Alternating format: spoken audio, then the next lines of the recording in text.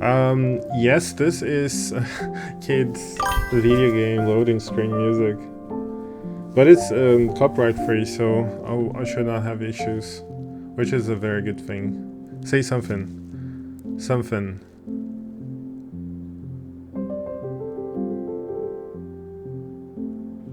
Yeah, thank you so much.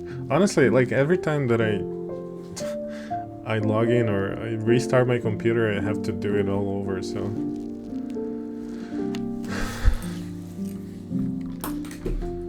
And yeah. So what's up? How are you guys doing? Chris, how's the weather in Dubai today?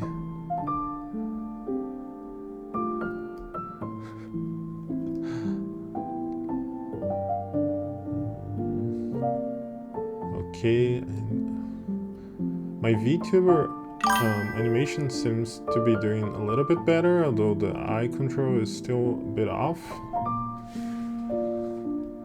Oh, you just lost Crucible, but you lost the. Hold on, you play on the Asia server, so you lost the final. Right now, for example, you see my screen. This is the final. It's Joy Boy versus me, right? So you lost the final. Asia got everything like earlier, so oh, it happens. I mean, I don't know. Like for example, one thing. I am the Crucible finals today, but to be honest, to beat Joy Boy, I find it almost impossible. Servers me right for using the same treaty. Yeah, well, it depends. For example, I'll be very honest. Like I know Joy Boy, and he's not gonna change his team. But the issue is his team is so strong that I really have trouble to beat him. And his main team, for example, has the Sparta with Embrace, and you know he just does everything right with Roof Carve to protect the Sparta of Embrace, a lot of speed on twins, Sage runes. So it's a very all-round team and really well put together. Great stats, and honestly, it's pretty hard to beat him. My opponent I usually beat, but he has more CP and he copied my team. Okay. Yeah. My issues overall, I don't know if I'm complaining, like I'm just, bitching about something that I should not, but I just feel that the power difference between Joy Boy and me is just too big. I don't know, maybe I'm being like with a bad attitude, but I don't really see how I could beat Joy Boy. I actually beat him in the past, but the thing is, he forgot to set up his team. Like he had this team on, but it was like when you use formation plan and then you switch around. Oh, by the way, I actually want to do something because I was trying some setups and let me check here. I'm probably gonna use plan number 15. So I had a setup with human heroes. I was doing the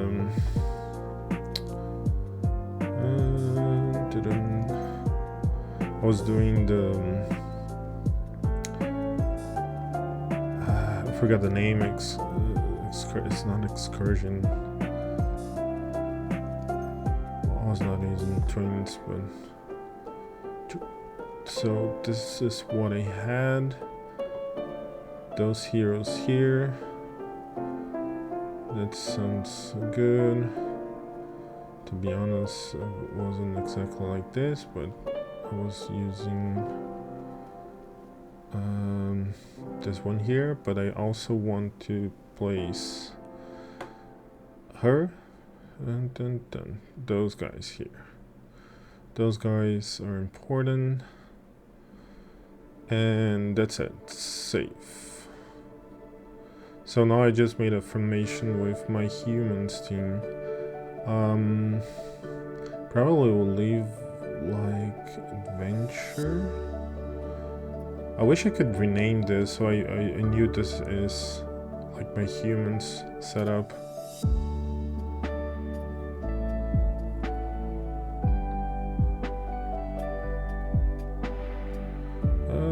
What do I want?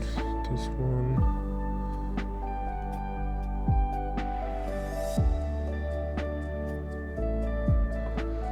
So, what's in the agenda for today? We have ongoing. There's the Chinese 3 years event, and there was the new hero release last week. The new hero release event is over, but I thought to mention about the new hero. Oh, there's the okay restart. Let me restart for sure. Oh, by the way, what's the first thing I want to do? Probably want to do the wish bots. So let me just fix the team here. Yeah, there was the new event in China. They're ongoing. There's the 3rd anniversary event in China, and I honestly, it's pretty much the same as the previous anniversary. They have those very annoying sacks that you have to share with your union, and then everyone has to open. Prize rewards are fine. The new item we mentioned the last time, the defensive PvP focused holy artifact, it's interesting. In the first week playing the event, the anniversary event, you can already get it for free. The event lasts 2 weeks, but in the first week you already can get for free. You just have to collect the missions and collect the event currency, whatever it is, and you should be good. Okay. I was just switching here on my game, my setup.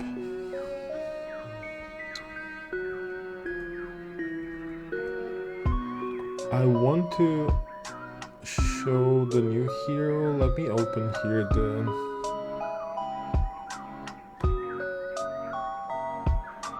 web page to display this. Just give me a second. Let me translate to English.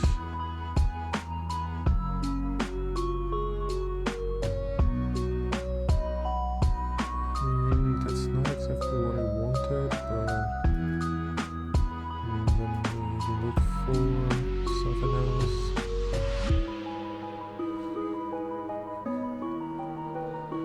Let me see who's here. We have Chris, we have Joelho, Mandy, Oskill, your Xavier, and Electrix. What's up, guys? Welcome. And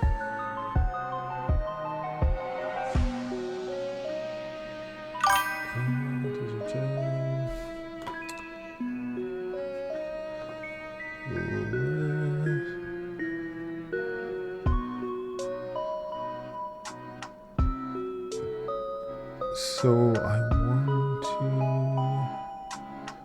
where is it? The Chrome here.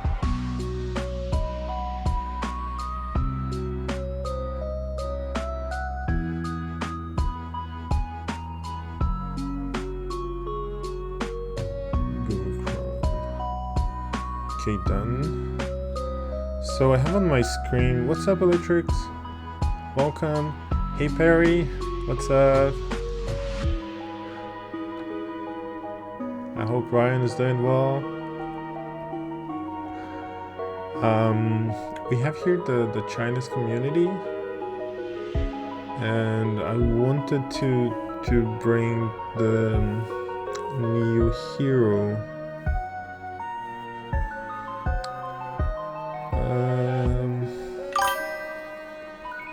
Oh gosh.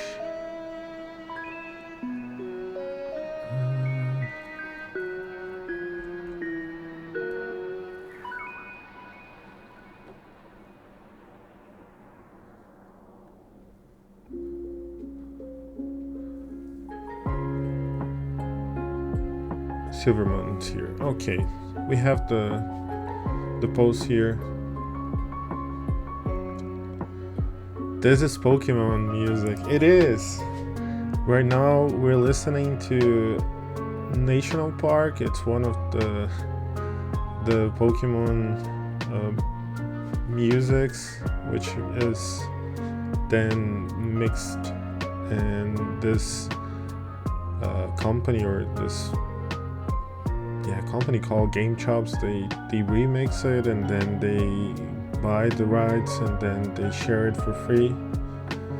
And the reason why I'm using it is because I can use it for free and I don't get strike afterwards, because then I can upload the video to YouTube and I will not have issues with copyright infringement. There is more music. To be honest, I'm not listening to the music today, because when I listen to the music I have to wear my headset, and I'm not feeling like wearing my headset.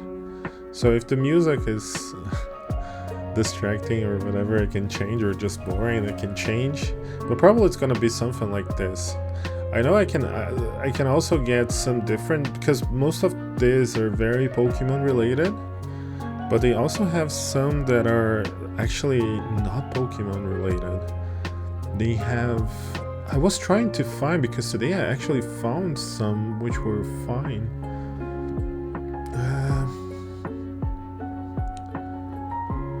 There's Zelda.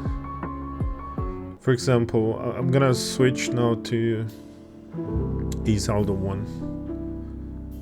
So, let's see. But to be honest, I pretty much enjoy the Pokemon. I'm a big Pokemon fan. Is that new hero counter to Sonia, or just a new hero? So it is a counter of a counter of a counter, and it actually it's pretty good. One of the things I know that players get a little bit upset, because the game starts releasing really strong heroes, and then you basically get a really hard time to follow with the meta. But I think that overall, like all the new heroes, they are really strong, and somehow they counter each other, meaning that we have Porcelain and Sophia, which were really strong, and then we got this abnormal status meta with Kataras, Phyllis, and this really can counter Porcelain and Sophia. Today we'll talk about Kataras and why he can counter so well them. But then they released Sonia, and Sonia can actually counter the abnormal status meta. To be honest, Sonia is not ready yet, because there is one hero that we're missing.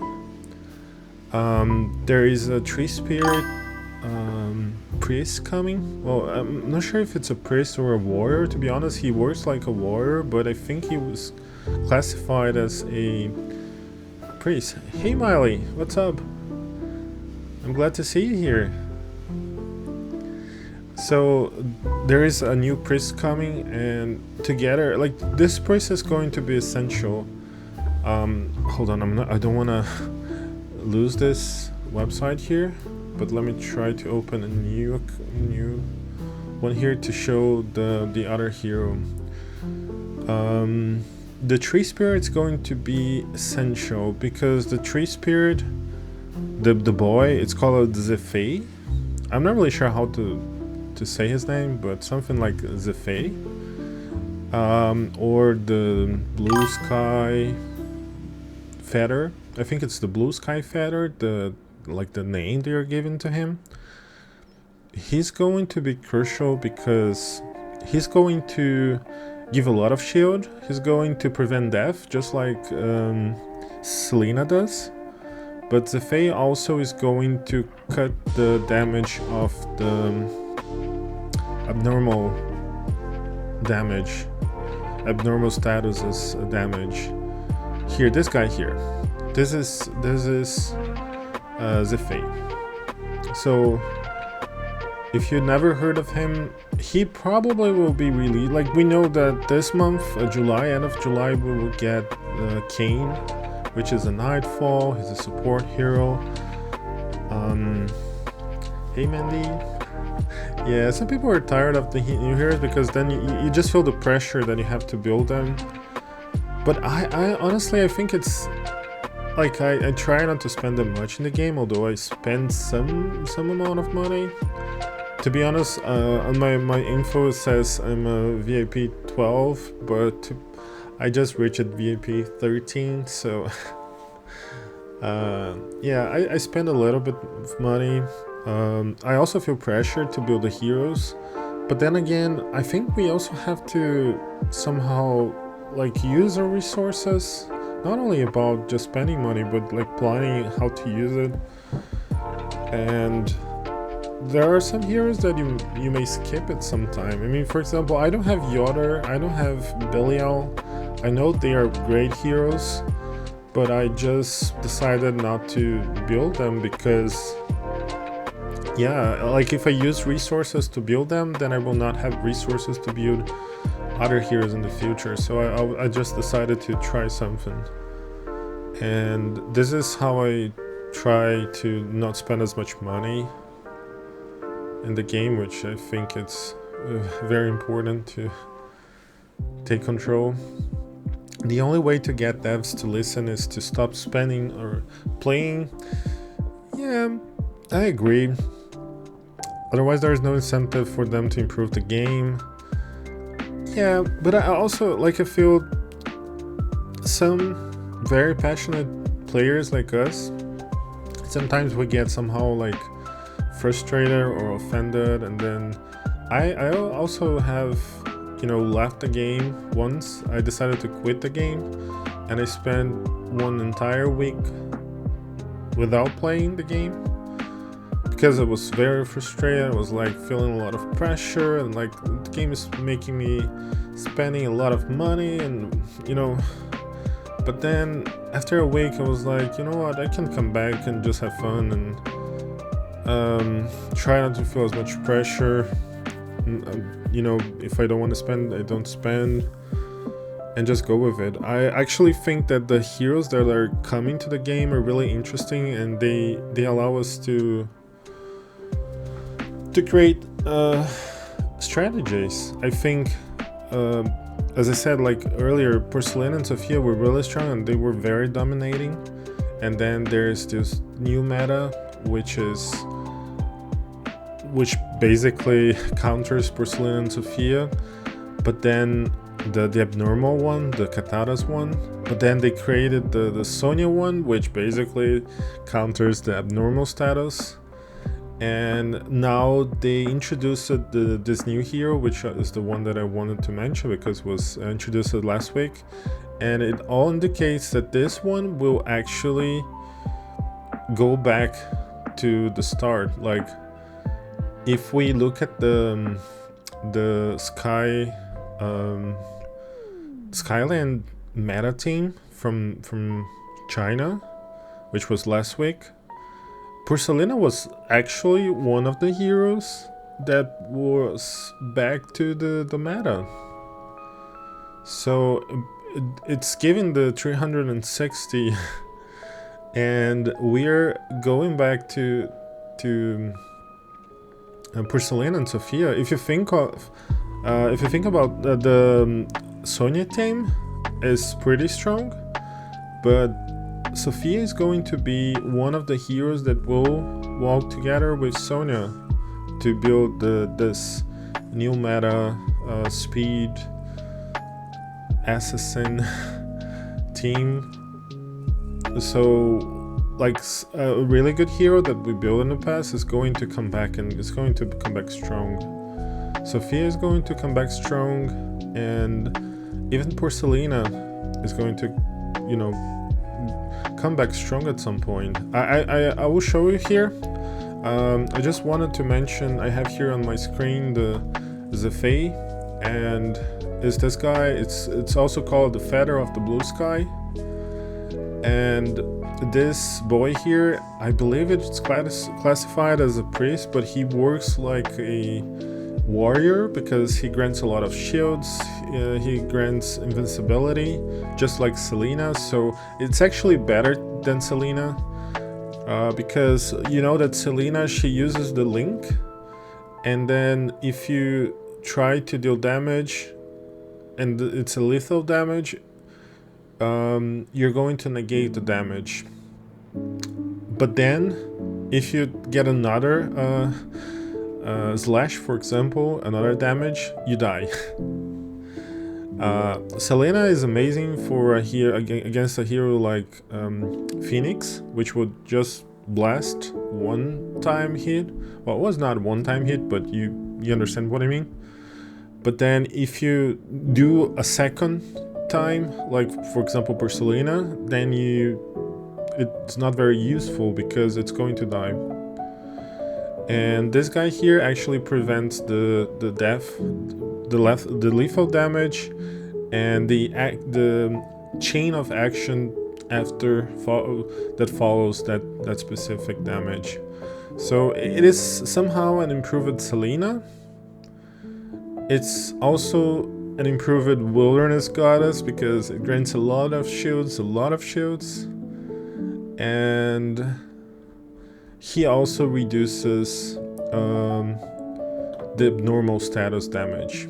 And this is very important. The new meta, the current meta from the game, which is the abnormal status meta, which is Phyllis, Kataras, and so on, those guys, they work really well because they debuff the enemy team and they deal this abnormal status damage, which is based on bleedings and status conditions. And this guy is going to cut this damage. So this guy is very important. I also wanted to mention, so the new hero that is coming, that just got released last week, is this hero here. I'm not really sure how they're going to translate her, but might be something like Silver Moon, which I think it's very cute. There is a German band called Silbermond, which is Silver Moon, and I really like it. And I think it's cute that they're releasing the hero of this name because it reminds me of this band. I cannot play the music here because it would give me a strike, but Silbermond, if you want to listen to some German music, it's kind of old to be honest, but I think it's cool. Yes, Silvermond here. This hero, she's a Beastkin, and right just by looking, you can see that one chew, it's usually like a damage dealer, right? We're talking about someone that deals damage, and you can also see that they are recommending the claws. This is actually a good recommendation because she deals a lot of crit damage. We can see here the runes, which also indicate this hero is going to work with crits, which is very similar to Selena. So, and if you look here below, they have a recommendation of a lineup. It's actually a pretty solid lineup. And what you see here is that you have Rexar, you have Porcelina, and you have Yoder back.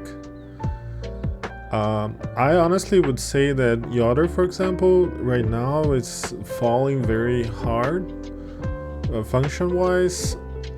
I know that Kataras works well with Yoder, but to be honest, since Orchid was introduced, I think overall Yoder, like, it's outclassed by Orchid. But then if you look at this team composition, you have old heroes here. What's the Wolf on spot 2? Yeah, so this is also a new hero. It was released last month. It's called, how's it called? I forgot the name. It is a defender slash supporter hero, and it synergizes really well with Porcelina and with Wolfskin. I don't have more information on this guy. I might bring in the future. But yeah, it's a, if I'm not mistaken, it's a debuffer as well. Today we'll talk about Kataras, and I think it's very, very important to understand that Kataras is a debuffer. We will talk about this when we get to Kataras, but yeah, like keywords debuffer. We see here 3 warriors on the front lane. We have this guy, Delager, we have Rexar, and we have this, I think it's Wolfbane. I honestly can't remember his name. What I will say is this guy here is a buffer slash debuffer and shields, meaning that this guy is going to consistently, he's going to defend because he's a warrior, but he's going to make the enemy take so much more damage, and this is his role. He's going to defend, but he's going to make sure that the enemy will take a lot of damage, more damage, and the damage is going to increase and increase. We have Rexar, and Rexar is more to the defensive side to provide resistance. So yeah, he's a tank that provides shields. He's a tank that provides debuff in the enemy and increase in the damage output. And the spot number 2, I think it's a debuffer, but I need to check out better, to be honest. Yeah, I wanted to mention this. I'm not going to read all the skills of Wolfmon, but I wanted to highlight the fact that she's actually bringing Porcelina back to the game. There is a specific way to use it, because she's going to be like a dual carry team. We will have Silvermond and also Porcelina. But Porcelina is going to act also somehow defensively. Well, we will see in the future. Maybe I can show here the animation. 我族名为狼，其心凶厉，其性傲然。 Now it's embarrassing, but at least you can see the animation. She has this daggers, which is really cool. 狼魂，听我号令！ Double kill, triple kill, quadra kill, penta kill. 狼魂咆哮！ I just can't. Legendary The kill. animations are cool. I think it's a pretty nice design, and she looks cool. I like the wolf in the back. She's a pretty strong hero. And one of the questions that was made earlier is if she's going to counter Sonya, and the answer is Well, yes. With a composition like this, we'll be able to get a counter to Sonya. She will easily go through very tanky front lanes, and she will do a lot of damage to the assassins in the back as well. Too loud. Am I too loud? I'm sorry. Oh, do you mean the animation? I'm sorry. I was not listening. I don't have my headset on, but thank you for letting me know. I'm not going to use the video anymore. Yeah, this is what I wanted to mention about the Chinese game at the moment. I think that the introduction of the new hero is interesting. I'm really excited with the fact that we will see Persona back in the meta, and we will have those counters to counters. I think this is a community post on the Chinese. It's automatic translated, and it's explained here a little bit of the Silver Moon. Also explain how to use it, and how it counters other teams as well. And you can see here, like, I also like that what we build is going to be useful somehow, because you can still use, for example, Zefei to reduce abnormal status and grant the shields. You can still use Orchid, you can still use Nyx, even Kataras can still be used, and this will be more often. I think the possibilities are going to be broader and more exciting. At the moment, our Skyland and even the Crucible, it's very focused on the same teams, and I think in the future we'll have more possibilities. There's always going to be like the... Oh, I just saw my VTuber is not working. What's happening? Hold on. I'm gonna restart my VTuber. Just give me a second.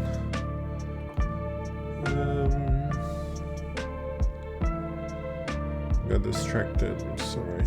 But what happened to my...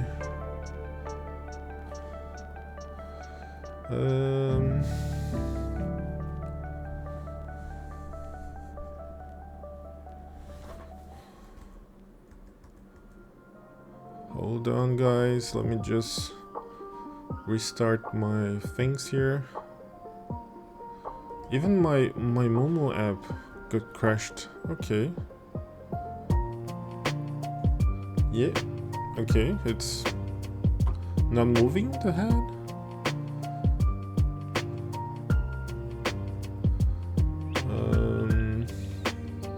Settings. Where are the settings here? Camera on. Okay.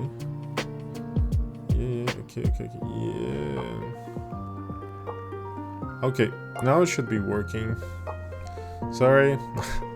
I'm back.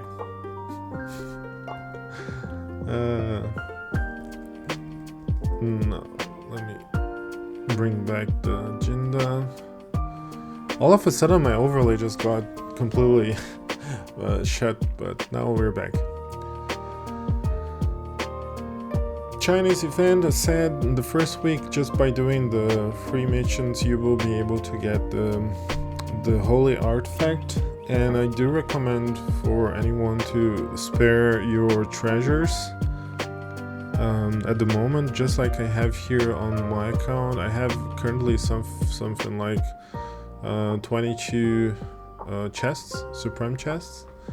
And the good news is, on the Hero Clash anniversary, which is end of August, early September, they're going to have the shield here, the one that was given the last year. It's going to be available in the Supreme chest, And if they follow the Chinese game, they will also have the Spirit Song necklace for whoever missed it.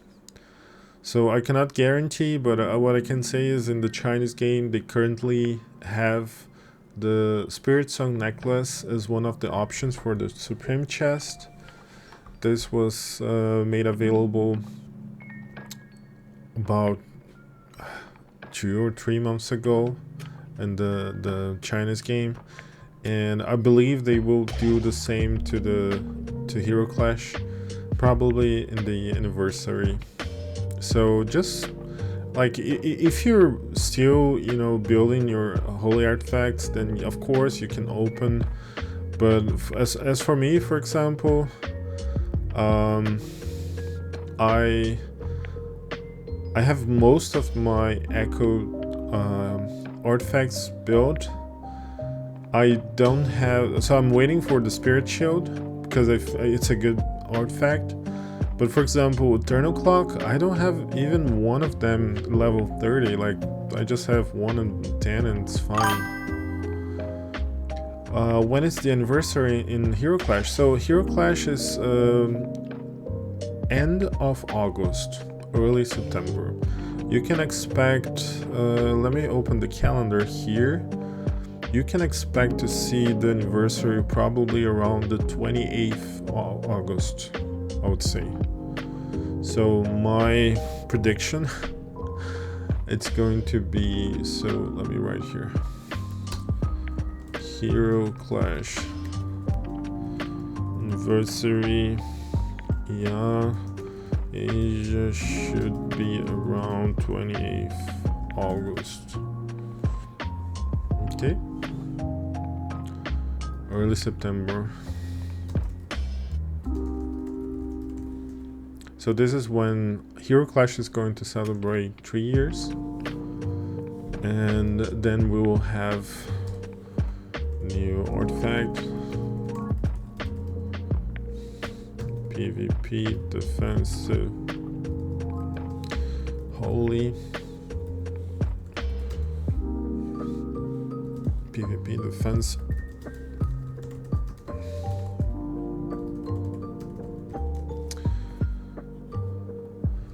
So I'm not gonna talk about the new artifact in detail today because I did it last time, but the new artifact is very focused to PvP. It's defensive and it's focused on increasing the crit resistance. It's somehow similar to, I mean, it's shady to say it's similar to Devil's Shield, but it increases a lot of the crit resistance. It is like a cheap version of the Devil's Shield, with the difference that the Devil's Shield actually makes you take less and less damage if there's a if you don't hit the threshold. So of course the Devil's Shield is way better, but the new artifact is going to be somehow very strong for PvP. Maybe I can write here also Silver Moon, new damage dealer, Biskin will bring Porcelina back to meta. Yeah, oops. So that's all about the Chinese news. Do you guys have any questions? I mean,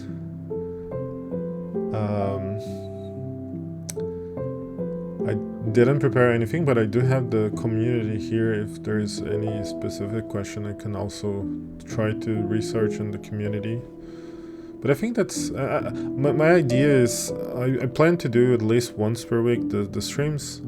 I didn't do last week because I was sick, but then I started doing, right? So, and I plan to every week to bring some news from the Chinese game, and knowing what there is in the Chinese game gives us a good idea of what's coming to the Hero Clash.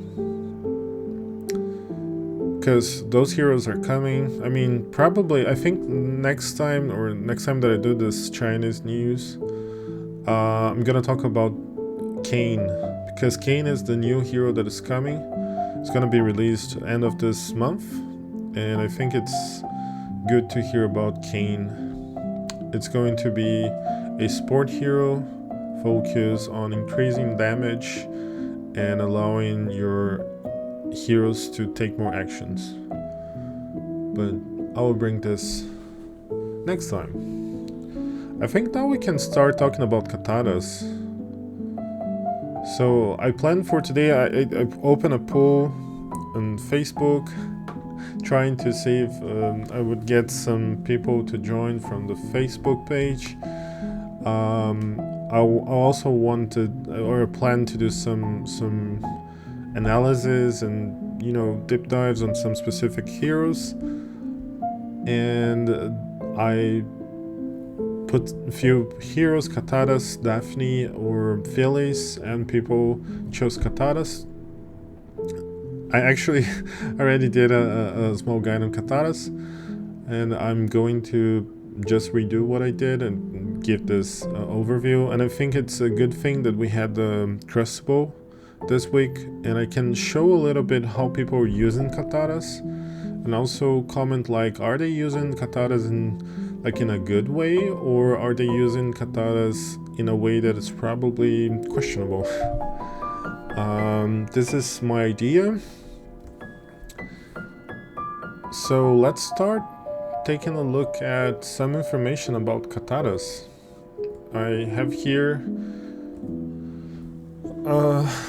some basic information. Probably I should also open in the game, right? Where is my Momo? Here. Kataras Codex. Kataras. Here we have it. Kataras. Kataras is a nightfall, so it has advantage over humans. It is a tank debuffer, and I highlighted this because it's very important. I know a lot of people, like, there was a huge hype about Kataras because Kataras is really strong, but people had, I think, the idea that Kataras was some sort of Porcelina, and Porcelina is a damage dealer, whereas Kataras is a tank. So they have a very different role, and you can see Kataras, you know, being able to do some very strong Kataras doing a lot of damage as well. But Katara is not a damage dealer, is not a carry exactly. His role is a tank, a debuffer, and we have to understand that he does this. He's a debuffer. There are some keywords we have to understand, and those words are taunt, bleeding, death immunity, and damage reduction. Probably I would also add to here healing. I may put healing as well, because healing. Yeah, those are the keywords I would give to Kataras, which I think are very, very important for us to understand. Kataras is all about taunting the enemy, granting bleedings, surviving over death immunity, gaining damage reduction, crit resistance reduction or increase, and healing. Those are the key words. And when I go back watching some matches, I'm going to emphasize why those words are important, okay? Battle logic. So I wrote here sort of a sequence to understand how Kataras works. We place Kataras in our team, and what is going to happen when we start a battle. When we start a battle and we have Kataras in our team, he's going to taunt the enemy. So this is a passive, it's going to start right from the start, and what exactly taunt means and what are the conditions for taunting, I have here on my screen this explanation here. So the taunt comes from one of his core skills, which is called King's Advance, and whenever he taunts an enemy, the enemy is going to attack him. So he's bringing attention to him, and even though like we have heroes like Sophia that, you know, target the enemy with the lowest HP, or heroes that target the enemy with the highest attack stats, or we have a hero like Porcelina that is going to aim for the lowest HP, and the taunt basically ignores everything that those enemies want to do and say, no, you're not going to do that, you're going to attack me. So he brings attention to him, he taunts and say, come for me. Like in the Mortal Kombat, is the Scorpion say, come over here. And there is a specific condition for this to happen, and the condition is Kataras has to be in the front row, and he has to have more than 30% HP. If you see any Kataras in the back row, that's questionable. Because one of the greatest attributes from Kataras is to taunt the enemy. And if he's in the back, he's not taunting the enemy. Also, the thing here about 30% HP, it's because he's going to keep taunting the enemy as long as he has life. If he drops his life bar, then he will lose the taunt. Meaning that the heroes like Porcelina will be able to attack whoever they decide to, and Sophia as well. Now, here on the bottom I also wrote, releases the taunt when either in Blood Rage plus less than 30% HP or gets some control. So, important, he's going to taunt the enemy, and the ways, you know that the conditions for this to happen is he has to be in the front row, he has to have more than 30% of HP, and the ways for you to bypass this is by either reducing his HP to 30% and getting him to the Blood Rage status. We'll talk about this. But he also can lose the taunt if he gets some control. So I've seen some people talking about using Silsa, for example, as an option. You can also use Isolde for the immobilization. If you're able somehow to control the enemy Kataras, you're gonna bypass the taunt. And if the enemy team that is going against Kataras has someone like Sophia or someone like Porcelina, this will be bad for the team because Kataras will not be able to bring the attention to him. And what is also important for us to understand is whenever he taunts an enemy, the enemy will deal 20% less crit to Kataras and 20% less crit damage as well. So he says, come over here, hit me up, but then you will deal less damage towards him because he has this debuff that is reducing the crit rate and the crit damage that the heroes deal to him, right? What is also important to pay attention is this taunt does not work for multi-target attacks. What does this mean? If you have a hero like Phoenix, if you have a hero like Natalie, if you have a hero like Daphne or Phyllis, heroes that deal multi-target attacks, they bypass the taunt. So Phoenix deals, I mean Natalie, for example, is the entire enemy team. So like Natalie would say, whatever, I don't care, you taunt me, but I'm going to attack everyone because I deal area of damage. It's a multi-target attack. Okay. And this is why also we are seeing at the moment a few teams that have Natalie to counter Kataras, simply because the taunt does not work on Natalie. What also does not work is passive skills like the boomerangs from Geo. So we know Geo throws his boomerangs whenever someone dies and such, and this is a passive skill, so it's not exactly a controllable skill, and for this reason it's going to bypass the taunt. So if you have Kataras on your team and the enemy team has a Geo, someone dies, like even if Geo is taunted, he will still throw the boomerangs to anyone. It's random and you cannot control that.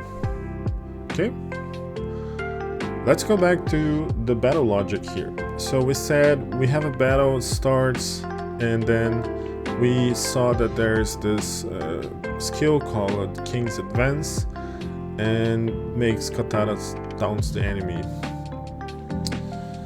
What will happen after that? After that, we will have basic attacks, meaning the enemy team is going to attack you. If it's a single target attack, like Porcelina or Sophia, it's going to attack Kataras because they will be taunted, right?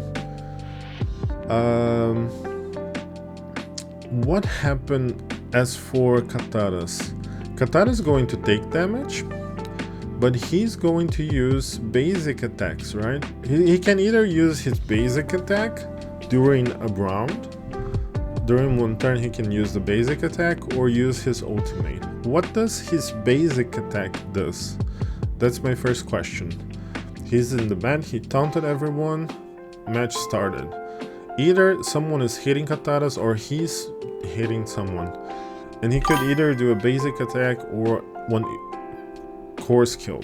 Let's start with the basic attack. What does Kataras' basic attack does?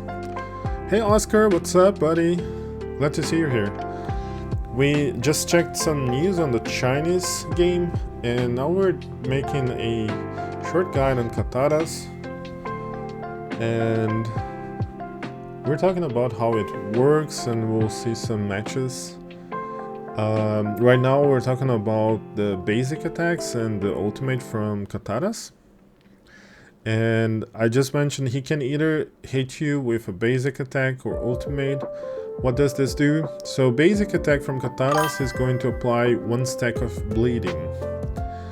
He will also deal some damage, which is based on his HP. And it's a true damage, by the way. Now, the thing here is I highlighted one stack of bleeding. And now I go back here to this page where I had the basics of Kataras and I said he's a Nightfall, he's a tank debuffer. Debuffer is really important, this is like the keyword. And we have taunt, we have bleeding, we have death immunity, damage reduction and healing. As for taunt, we already explained what taunt does. And now bleedings. Bleedings is the second most important thing for Kataras because he is a debuffer. And I know I'm being repetitive, but the thing is, people have to understand what Kataras does and not only rely on him thinking that he's going to, you know, kill all the enemies by himself. Hi Leo, what's up? So basic attacks of Kataras, they were to apply 1 stack of bleeding. This is the main goal of Kataras' basic attack. If you think in comparison to Porcelina, for example, her basic attacks deal damage. We know this, right? As for Kataras, the goal is not deal damage. The goal is to stack bleedings to stack multiple layers of bleedings. And with his basic attack, he's going to apply 1 bleeding to the enemy. As for his, let's say he already used the basic attack, he has full energy.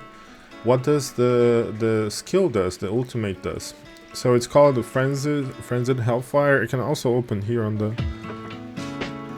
game.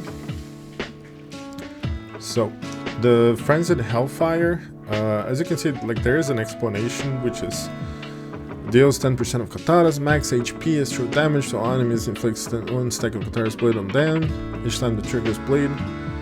Blah blah blah blah blah blah.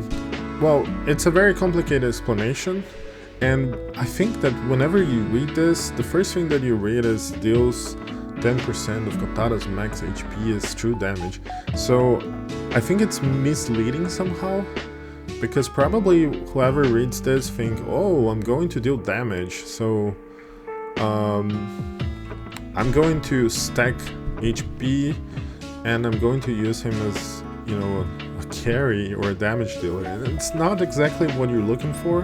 What you're looking for whenever he uses the basic attack is this 1 stack of bleeding here. And this is the basic attack, I'm sorry. As for the ultimate, on the level 1 it only gives 1 stack, but on the level 3 it grants 3 stacks. So if you look here, level 3, the skill inflicts 2 stacks of bleed on enemies. This is important. The skill inflicts 2 stacks of bleed on enemies. So basic attacks will apply 1 stack of bleeding. The Frenzied Hellfire is going to apply 2 stacks of bleeding. Let me highlight this, because this is important. I also wrote here on the bottom, I'm gonna highlight this as well. Not a high damage skill, focuses triggering bleeding effects. Once again, being repetitive, he's going to taunt, he's going to give bleedings, because he's a debuffer. And what exactly the bleedings are going to do, I think the next question is, we just saw the basic attack and we saw the ultimate, what they do. And 1 stack, hold on, 1 stack of bleeding, 2 stacks of bleeding. So let me highlight this.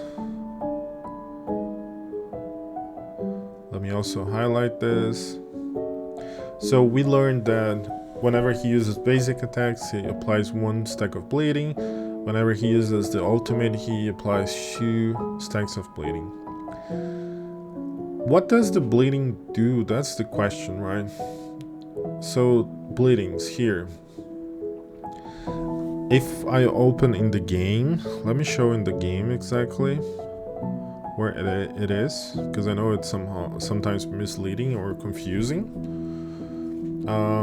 Here we have the exclusive artifact, which is called Asura Sight, and there's an explanation here. This Haunting Reverie, which says whenever an enemy receives 1 stack of debuff from our allies, the armor penetration is reduced by some margin, stacking up 5 times.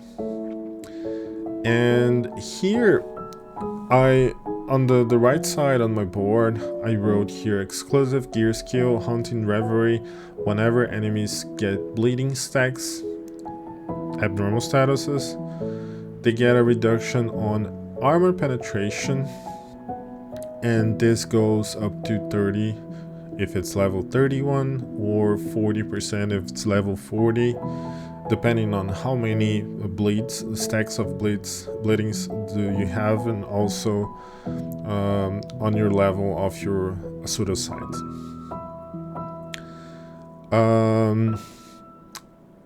So very important.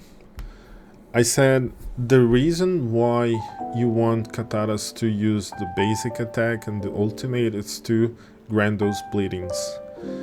And the reason is exactly written here. Because you want to make your enemy debuffed. Meaning your enemy is going to lose a lot of armor penetration. And what is armor penetration? It's a multiplier of damage output. So if you are going to lower or lose armor penetration, you're going to reduce the damage output to the entire enemy. If you have someone like Porcelina, if you have someone like Sophia, they rely heavily on armor penetration in crit rate, and basically they're gonna lose a lot of that armor penetration. And this makes a huge difference for a hero like Porcelina, which is not weak, but it's going to be debuffed. And this makes so crucial, so strategic, is the fact that Kataras is not going to deal damage, but he's going to taunt the enemy, saying, come over here and attack me because I can take a lot of damage. And meanwhile, every time the Kataras does anything like a basic attack or skill, whatever, he's going to inflict bleedings, and those stacks are going to increase the reduction on armor penetration of the enemy. So it's going to make the enemy weaker, overall like less powerful.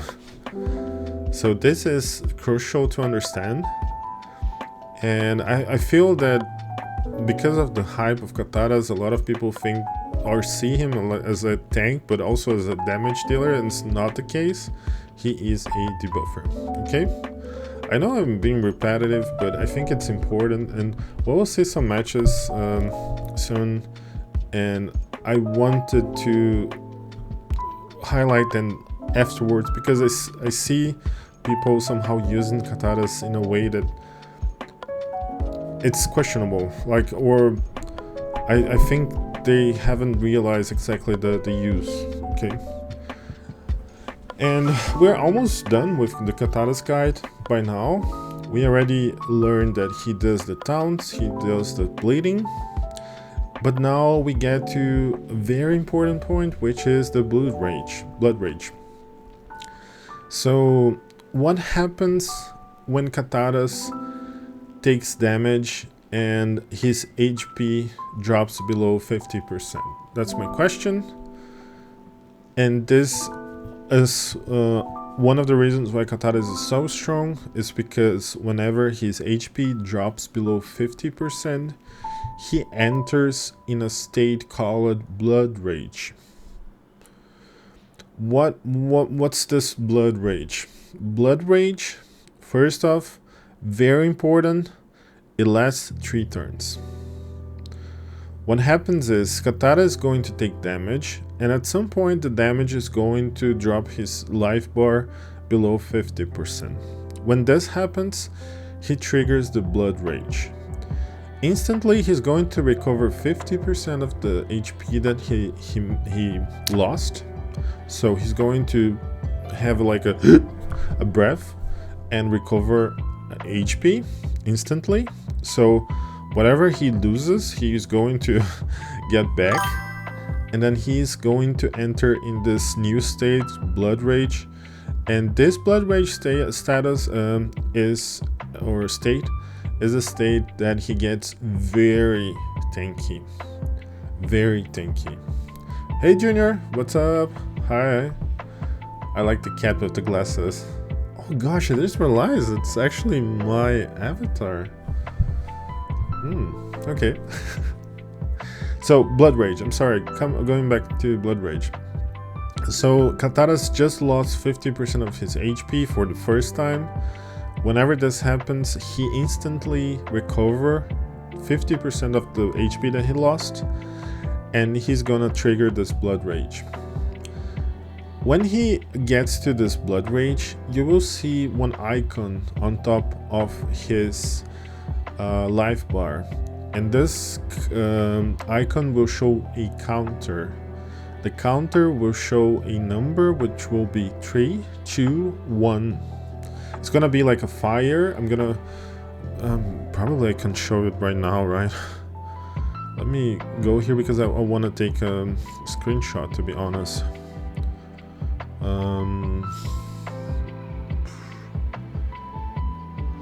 Here. I hope that I think I get in the blood rage state status. Hold on.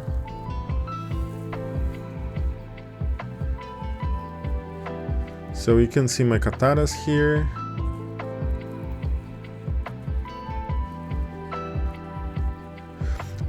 One thing that it's interesting to notice, well, to be honest, in this match I don't think it's going to be the case, but Kataras actually loses HP in the start of the match sort of easily.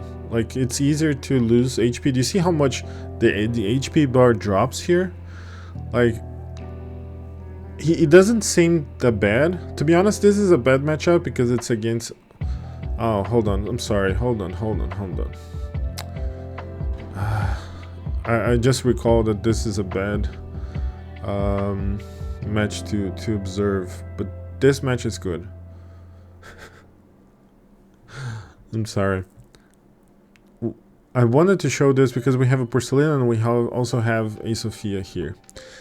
And what you will see is that Kataras is going to taunt the enemy. So he just taunted. From now on, it's going to attack him, right? And what I also wanted to mention is he's going to lose HP. This enemy team has no area of damage, multi-target attacks. So no one is going to touch any of my heroes here, just Kataras himself. And look how easy he loses HP at first. Like, we think, oh, he's very tanky and so on, but then look at how he's losing his HP so quickly. You see, almost already half bar. And this is going to be the instance he's going to trigger Blood Rage. So, hold on, it still hasn't triggered because it had the Spirit Shield, the necklace. But he's going to trigger the Blood Rage now.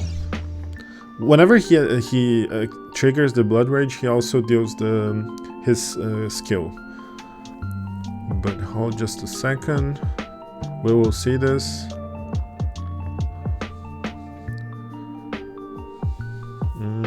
Hold on. Oh, it's actually triggered here.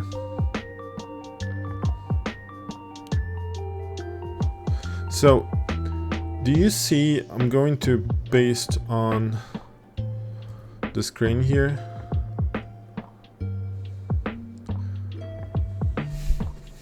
Do you guys see on top of his life bar this icon which shows like a demon face, very nervous, angry, mad demon face with the number 3? So this is the countdown. And this is saying, hey, I just entered the Blood Rage state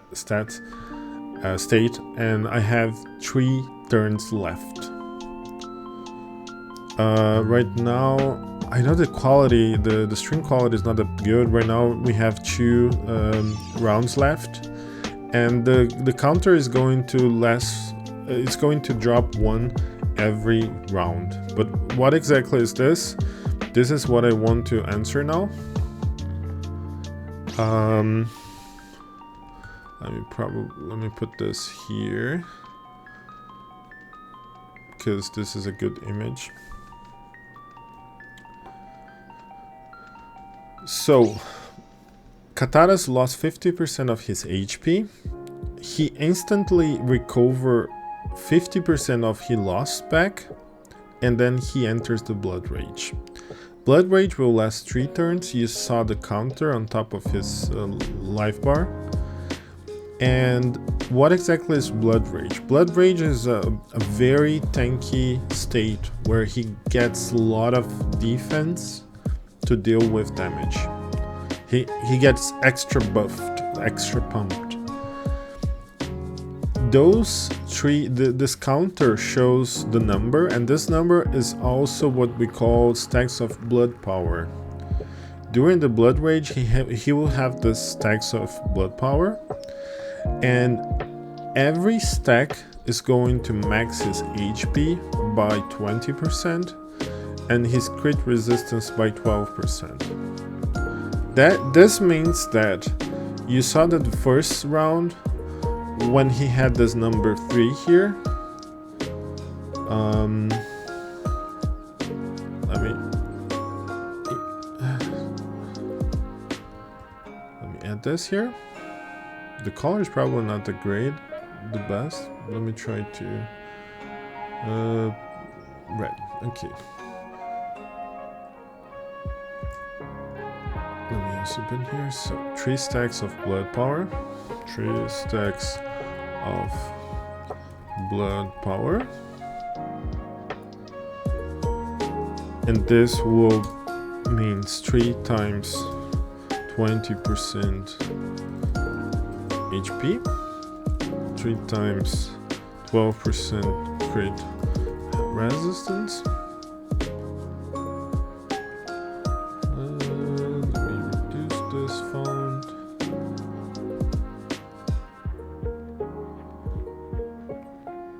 Let me do like this. Okay, how much is 3 times 20? So it's 60% HP, right?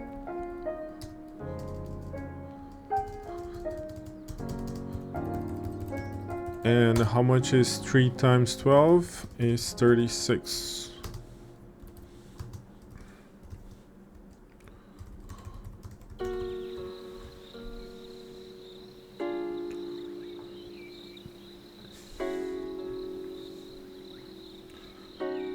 Okay, can you see like this? Let me just put this a little bit to the left. Oh, it's easier to see here. So he entered the Blood Rage. He has 3 stacks of blood power. Every stack is going to increase the HP, and it's going to increase the crit resistance. So right now, right after he got the Blood Rage state, he recovered his full health, as you can see, because he recovered a lot of health. And then he now is 60% tankier with more HP, and he has 36% more crit resistance. Okay? Back here to the explanation, the Blood Rage.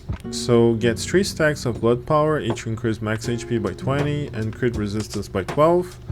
He's going to lose 1 stack of blood power at the end of each turn. So this is round 1. Round 2 he's going to have 2 stacks. So first round. First round in Blood Rage.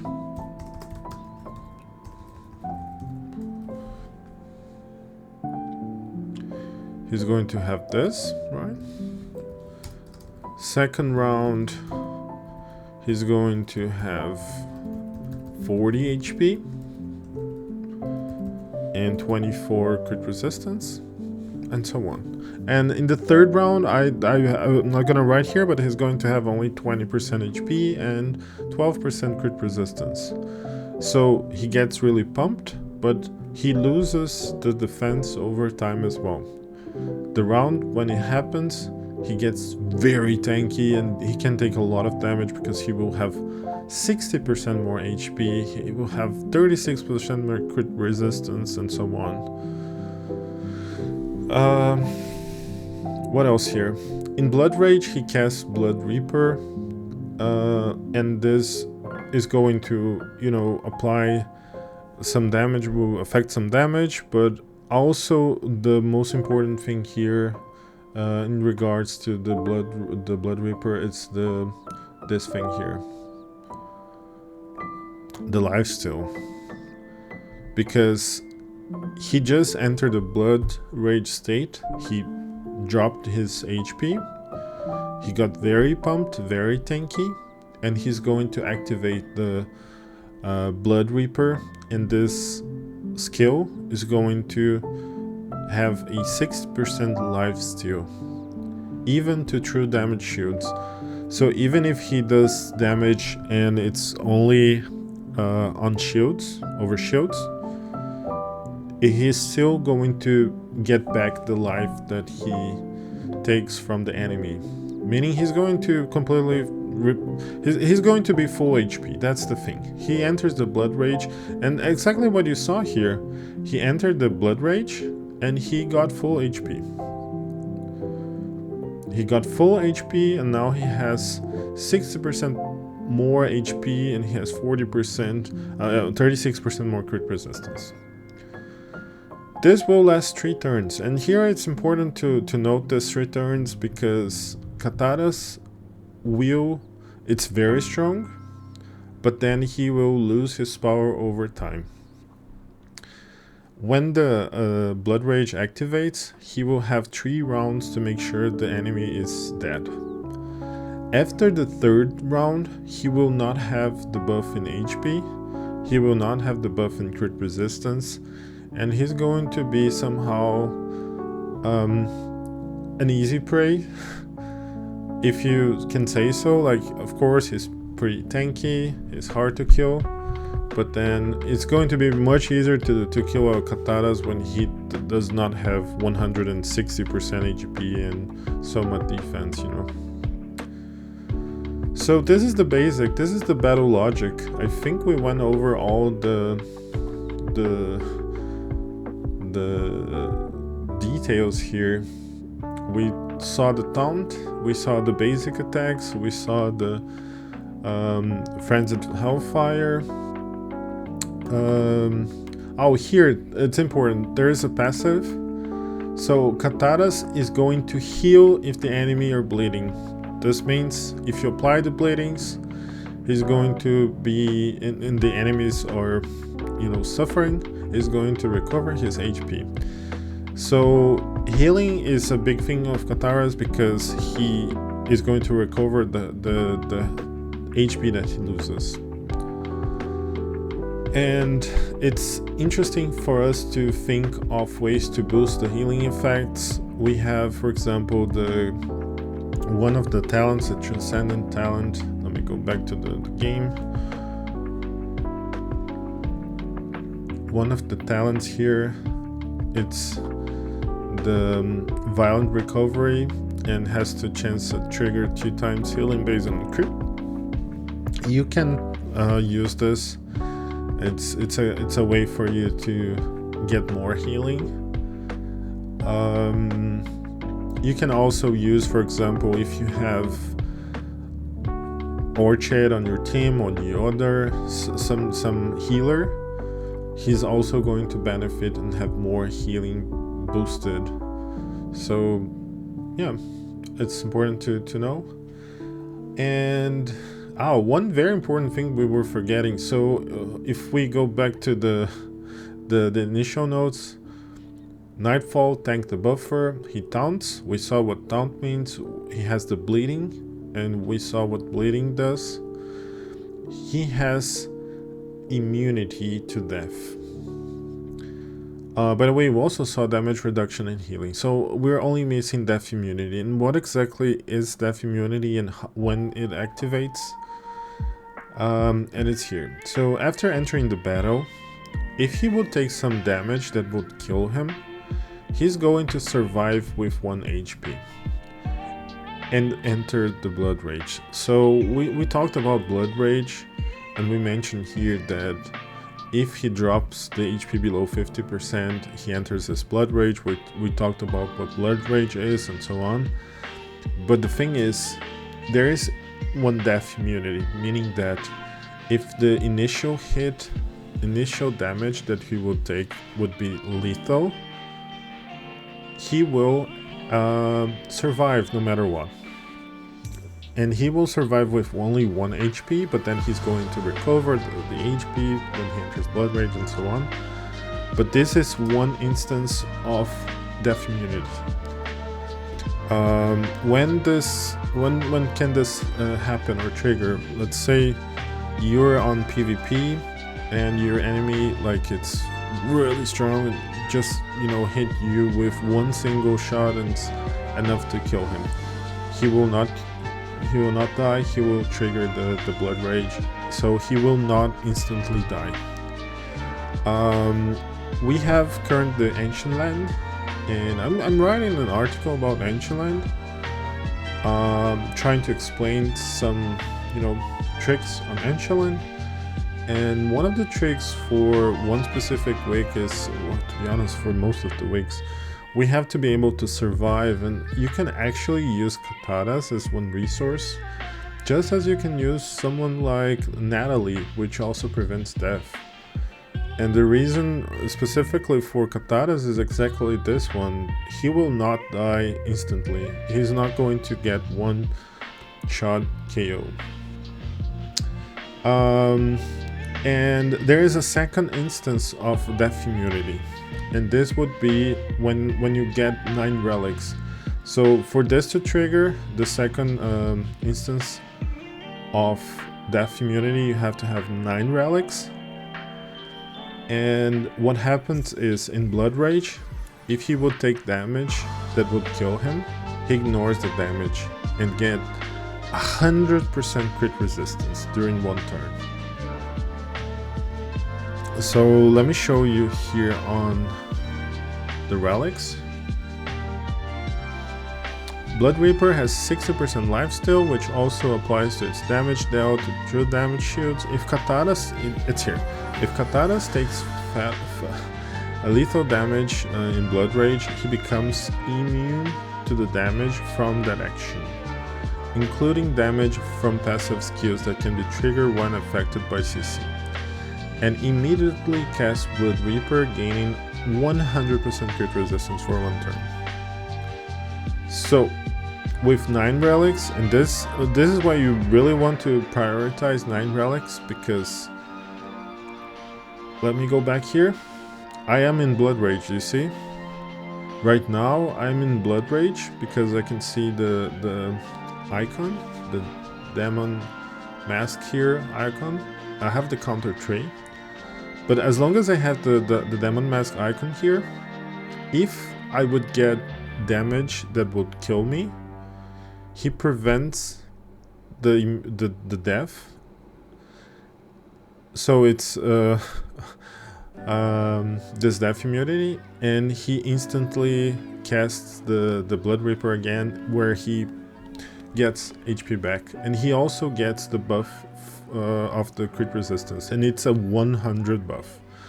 So let's say in this round here, in my first round, where he activated the Blood Rage, if the enemy tries to kill me, he's not like he's going to try to kill me, right?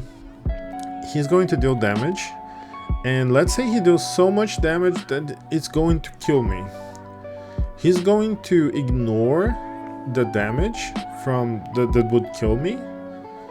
He will get 100% crit resistance, and he will get the full HP back. So this is what 9 relics does to Kataras. He is in the blood rage state. He will take damage, and it just ignores the lethal damage, and he gets all back again.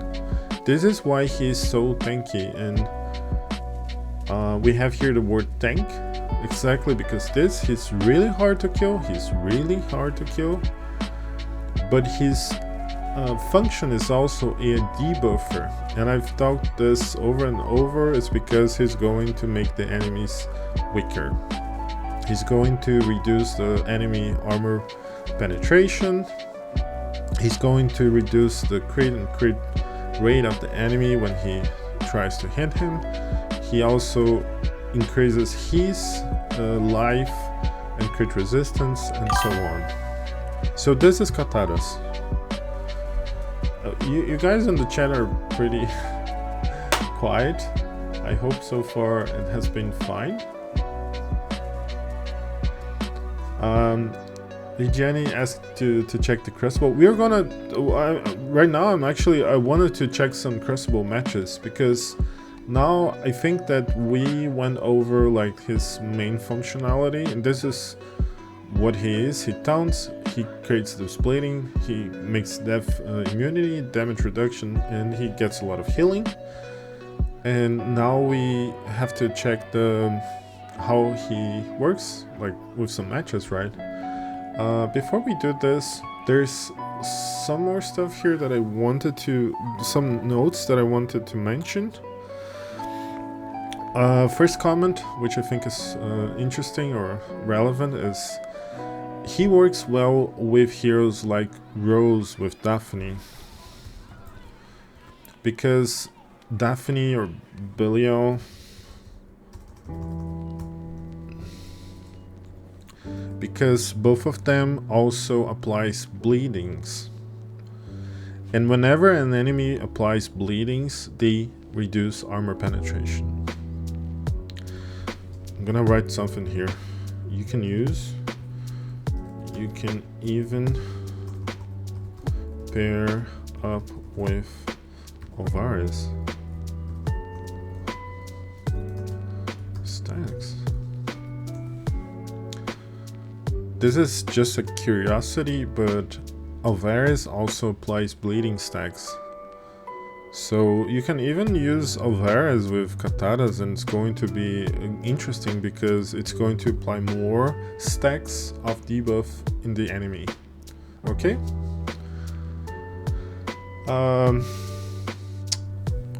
Here, I just mentioned this, and let me go back to the Crucible, because I had this one match and honestly it bothered me a little bit.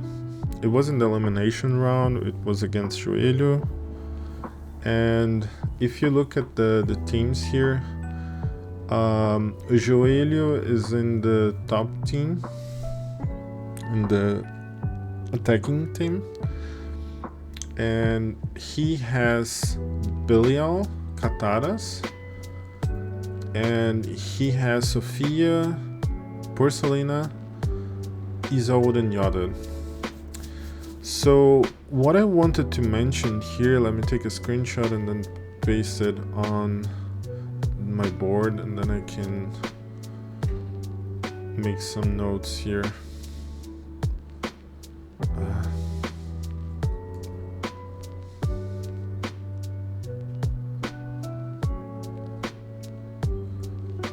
So this is his team, and what I wanted to mention is, if you look here,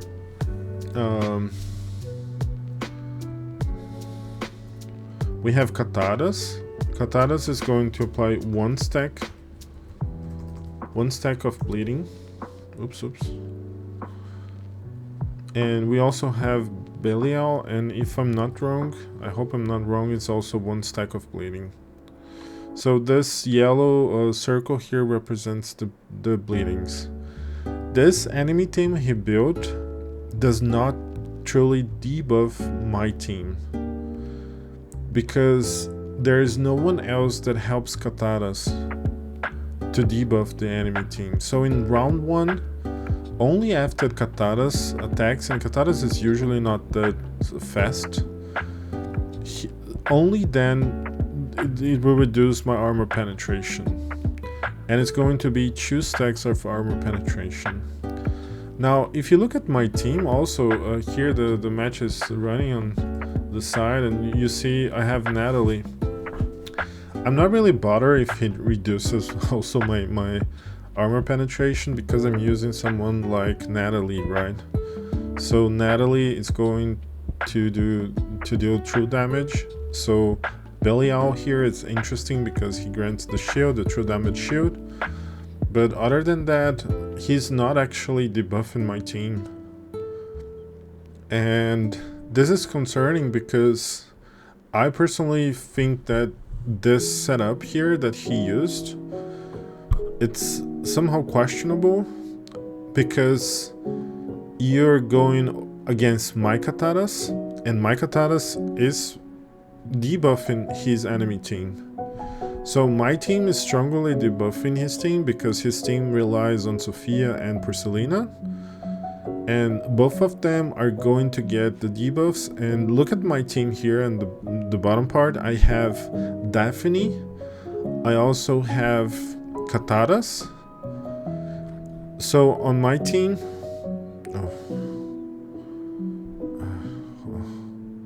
I'm trying to take a screenshot, but to be honest, it's sort of hard. Let me paste my team here. So this is my team.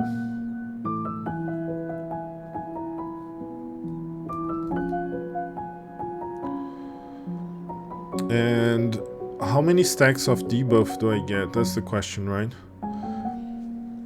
So if you look at my team, I have Kataras, and you can think of, oh, I'm gonna deal 1 stack of bleeding. That's actually false. I'm actually dealing 2 stacks. The reason why I'm stacking 2 with my Kataras and not 1 is because I have my Selena here, and she has the scale, and she's actually activating Kataras in the first round to deal 2 stacks of damage. What we also have is my Daphne, and my Daphne has the level 40 exclusive artifact, so she will start the round with full energy, and whenever she uses her skill, she deals 2 stacks of bleedings. So on the first round, she's gonna do 2 bleedings because of the skill, and she also going to give 1.5. Well, it's actually 1.5. Whoop whoop. Oh gosh, let me reduce the size. Well, let me just write 1. It's 1.5, but I'm gonna write 1 just for the sake of making it nicer here to look. So in my first round, and this is important, compared to his setup, he only had 2 bleeds, and I actually am able to stack 5 full bleeds of a debuff here because I have 2 debuffs from Kataras because of the dragon scale. I also have 2 stacks of debuff because of the bleedings that Rose causes, because of the skill, level 40 exclusive artifact. And at the end of the turn, Daphne also applies 1 extra bleeding stack. So in my first round, I'm going to have completely 30% armor penetration reduction on the enemy team. So we're seeing here the match, and it's on the screen, but basically at the end of the first round here, his Porcelina, his Sophia are going to be 30%, will have 30% less armor penetration, and they will deal 20% less crit, 20% less crit damage, and he's trying to beat me with Porcelina and Sophia on a guy that taunts and debuff them a lot. So if you think here on this team on the bottom, like, the reason why I'm using Daphne is not to deal damage exactly. The reason why I'm using Daphne is actually because I want to get those stacks of bleeding. I want to debuff the enemy, and this is what I'm doing. I'm doing the stacks using these 2 heroes. I don't have Belial, so unfortunately I cannot use Belial. And this is why I'm using as a strategy the scale with Belial, with Kataras and Rose. For me here, what makes the strategy to beat those guys, I have Natalie, and Natalie is a multi-attack. So she's going to ignore the taunt from his Belial. And one of the things you will see here is that his Belial is going to stand for a very long time, but she's able to kill everyone else meanwhile because she's not taunted, and she's also not getting debuffed. Could Irene help then the team against all this armor penetration reduction? Ooh, so Irene, she grants damage over time, increasing damage. She also gets some life recovery. Does Irene help with armor penetration? To be honest, I'm not really sure. Does she buffs the armor penetration? That's a good question. To be honest, I don't recall. Oh, hold on, I'm Orchid.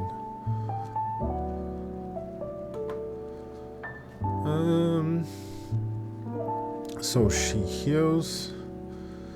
So she increases. Truth. Sex of mercy or lies. Fed the spirit's blessings. Damage reduction. Crit resistance.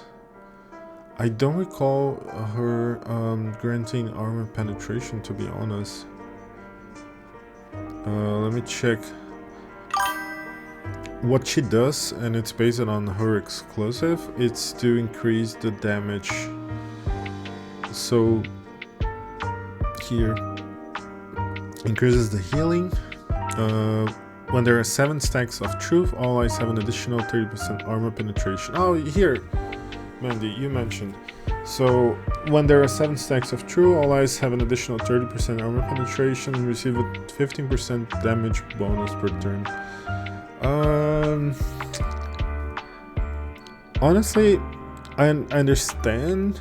I would just say probably we need to check how many turns we need to get the 7 stacks of truth, because Irene, as far as I know, I've never been very technical about Irene, but I know she's helpful when we have very long matches, meaning that they're gonna last long. So we just need to check how many turns does she need to get all the 7 stacks to see if it's viable.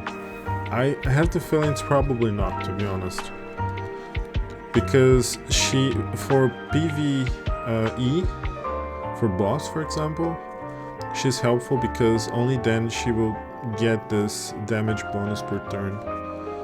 Now for armor penetration, I would guess probably she will take some time to build this. But honestly, it's something we just need to, you know, get a paper and make the calculation.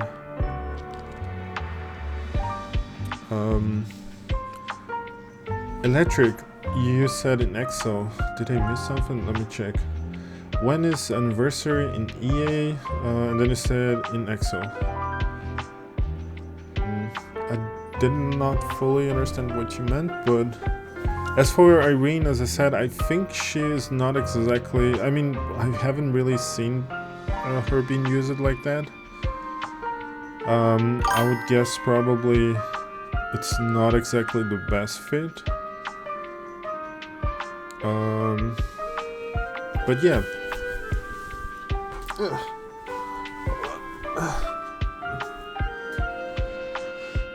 It's important for us to understand that he's debuffing. Him and her. Exclusive. Yeah, okay, okay. Okay, an exclusive. Now I get it. Thank you for the key.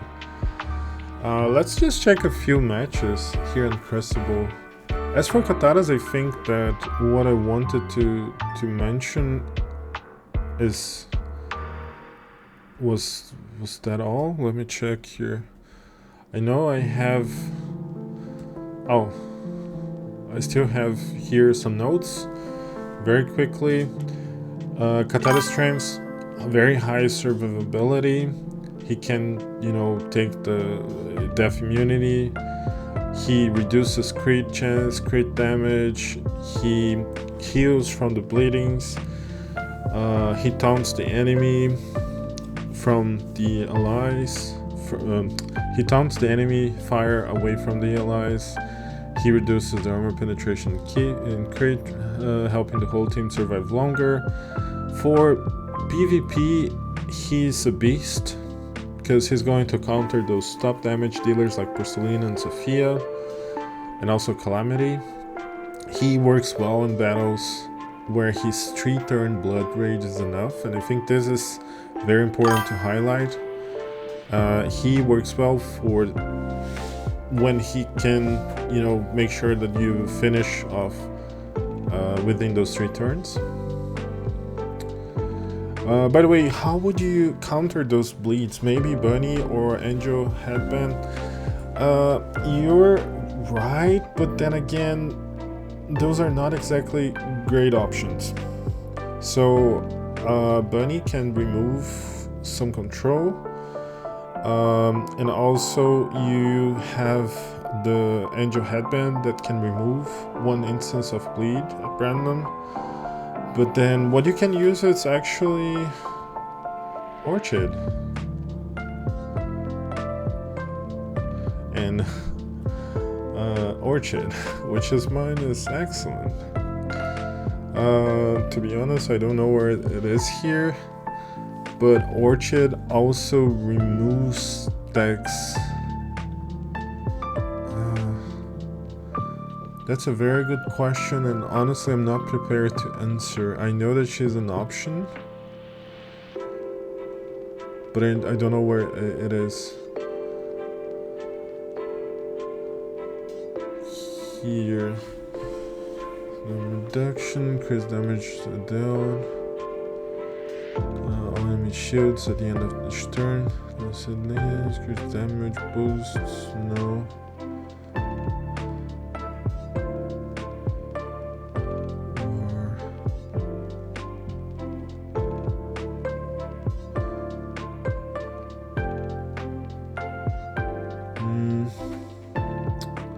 That's a very good question. There's a very good point, Electric. To be honest, I was not prepared to answer this. I would say it's Orchid is the best option, but the issue is I think I'm missing something here, probably exclusive or something.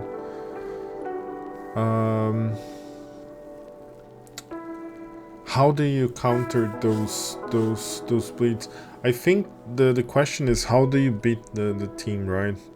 We can see some matches where I can show some teams and how they work.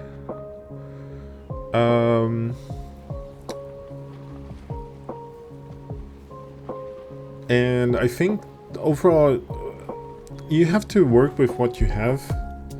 Like, of course there is a meta team, but you have to see like your current heroes and how they're developed.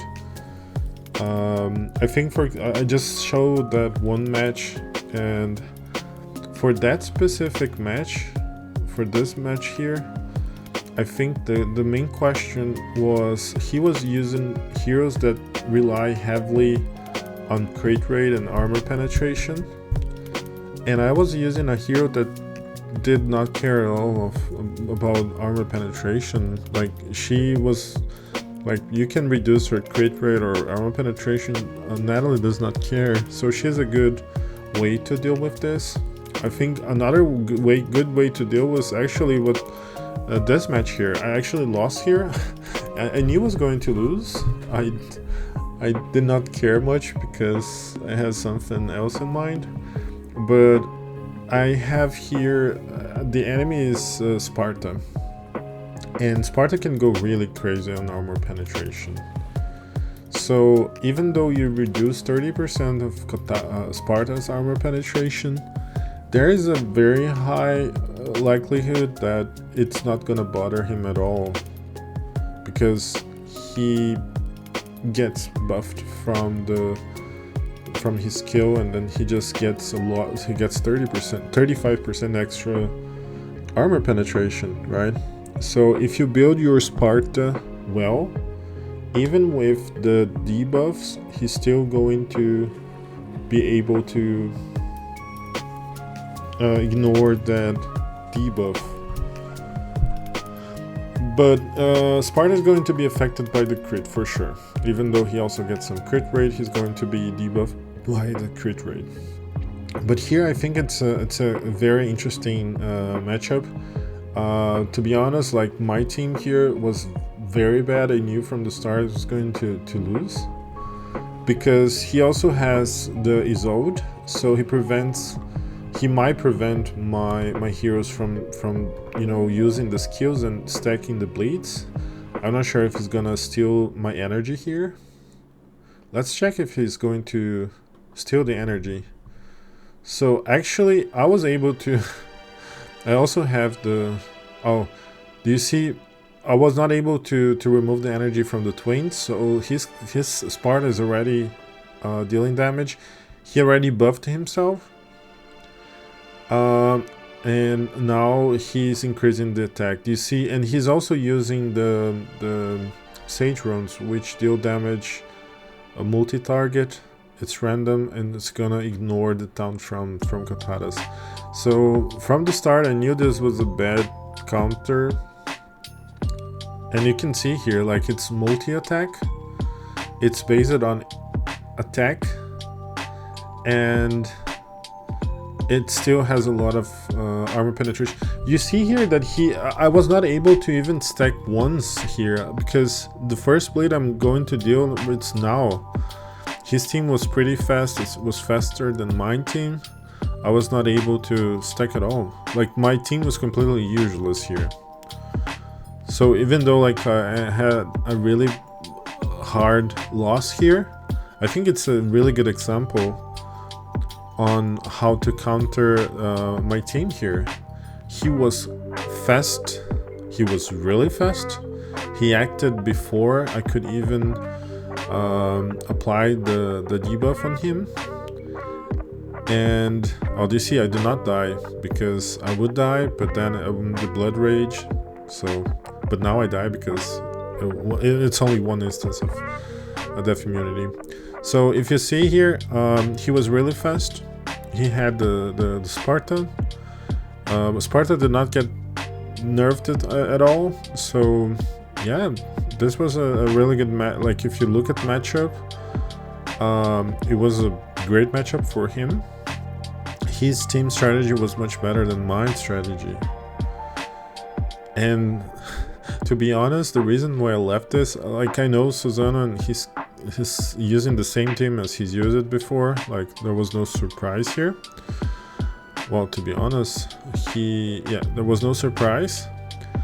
And the reason why I just left like this, because I find it very hard to beat Joy Boy, and I know that Joy Boy's first team is also Sparta. And Joy Boy is not going to change his first team, especially if I don't show any sign that I'm changing something. But I know that this first team here of mine is really weak to Sparta, especially when you have twins, very fast twins, when you have a Sparta that does not get control and so on. So for next round, if I keep my team as it is, if I keep this team as number one, it's going to have a very hard lose. Yeah. Here on the right side of my board, PV value moderate.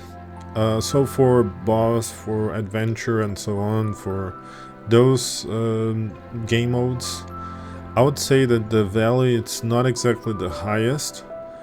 You can use it when you need the taunt and the death immunity, but it's not as strong as heroes like Selena, for example, that prevent the entire team from dying from multi attacks and so on.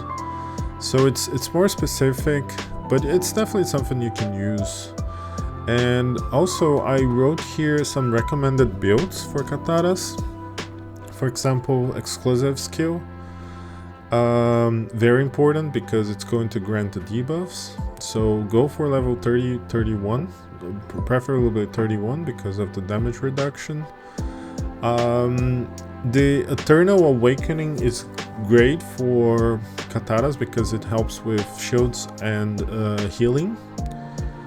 As for relics, you have to have 9 relics to get the death immunity on the blood rage state. And as for runes, you can be very creative with runes. You can use Guardian, which is great, very good. Guardian, best option in my opinion. You can use something like Phantom, if your Kataras is squishy. You can even use Sage, to be honest, if you want to use it paired with another damage dealer, you can use those. One thing that I would say is probably not the best idea is to use Kataras with redemption runes. I'm not sure if I've mentioned this, but Kataras cannot be resurrected in the Blood Rage stage, meaning that if he dies within those 3 rounds and the counter the 3 rounds, he's not going to be resurrected, and does not matter if you have someone like Mafalda or resurrection runes, he's not going to come back. So don't, like, I would question if I would see some Kataras with redemption runes. I say question because, you know, you never exactly know what's going on. Sometimes people have some strategy, and sometimes we just have a hard time to understand exactly what's people's strategies, right? So might be something that they found out something really good and we just haven't learned or haven't realized what they did. Some team synergies. I think we talked about those bleeding stacks, and Daphne and Belial, they stack bleedings, and those bleeding stack on top of each other, so they work really well together. If you go for a abnormal status meta team, consider using them together. Daphne, Belial, Kataras. You can also use healers like Yoder and Orchid, because Kataras has this boost healing effect, and great. You can use Ruby. I think this is exactly what Electric mentioned. You can use Ruby to clean some control effects from Kataras. Now, I never saw in the Crucible, even in the Chinese game, I've not really seen Hobie shining a lot. Like, I actually saw her once in the Skyland realm, but people, it doesn't seem that she actually brings that much value cleansing the control effects, which is sort of sad. I don't think that like Endo or Ruby are relevant considering the current heroes we have. As for what not to pair with, probably, as I've mentioned, don't pair up with Mafalda, for example, because if you think of, well, I would not say do not pair Kataras with Mafalda, but if your goal is to revive Kataras using Mafalda, this will not happen. To be honest, she might not be that useless, because she might revive or resurrect another hero that dies, but not Kataras. But Kataras is probably the last one to die, so it makes sense. And also, think of that 3 rounds, the 3 turns counter. His Blood Rage will last 3 turns, so if you think of a match that will take longer than that, probably it's not exactly what you want with Kataras. Final thoughts on Kataras. Kataras is a top tier tank for PvP, especially in short fights. He's great for protecting fragile damage dealers like the mages and disrupting enemy plans. For free-to-play players, he's a solid investment if you need a reliable frontliner. Yeah. What about Prism?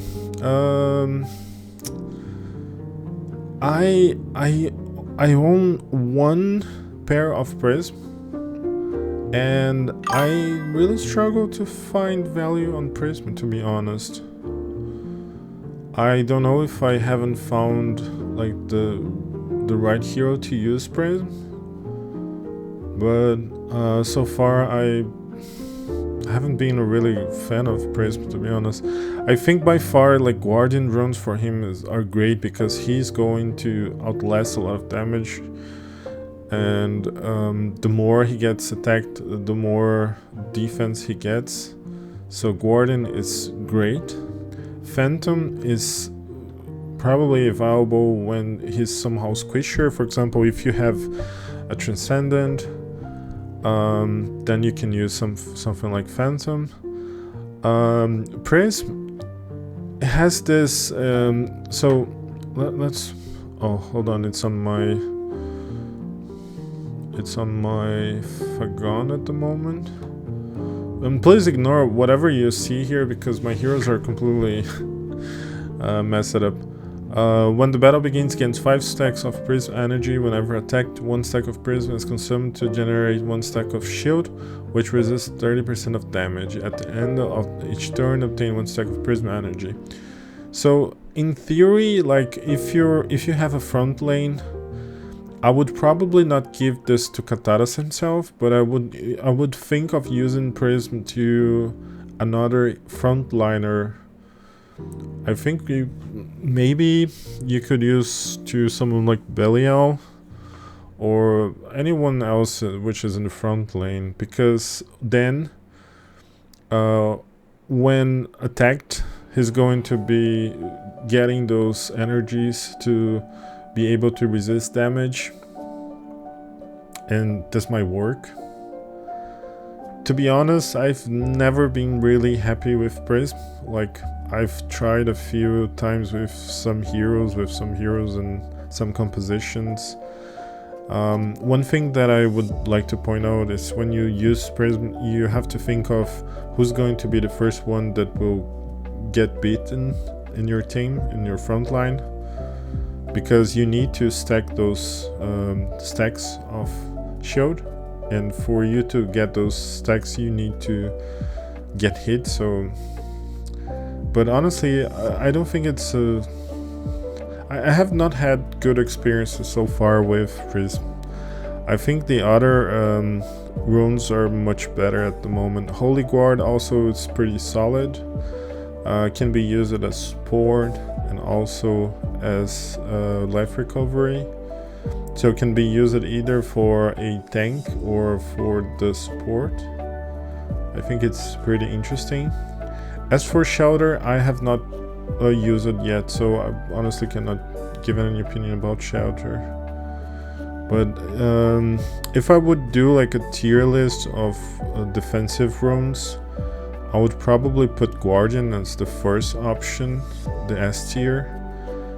And I think that Holy Guard and Phantom would be like so S plus, Phantom and Holy Guard S tier, and then say Prism I would probably put in the lower tier. This is my opinion at the moment. We have Banshee as a easy option. Now, one thing I have not mentioned, it was in the notes, is that Kataras has a nerf on the effect of counter damage. So something like Banshee or also the Eye of Destruction reflects damage taken back to the enemy. And in the case of Kataras, just FYI, it's nerfed. So he's not going to reflect that full damage, but it's going to be, I think, 60% of the damage only. It's somewhere in the notes.